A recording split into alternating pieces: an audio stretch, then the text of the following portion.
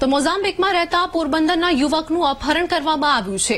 36 વર્ષીય વિનય સોનેજીનું મોઝામ્બિકના માપુટોમાંથી અપહરણ કરવામાં આવ્યું। ફાયરિંગ કરી યુવકને શખ્સો ઉઠાવી ગયા હતા।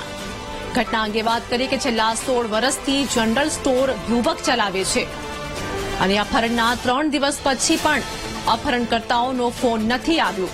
તો પરિવારે વિદેશ મંત્રાલય, કલેક્ટર, એસપી સહિતના અધિકારીઓને પણ રજૂઆત કરી છે।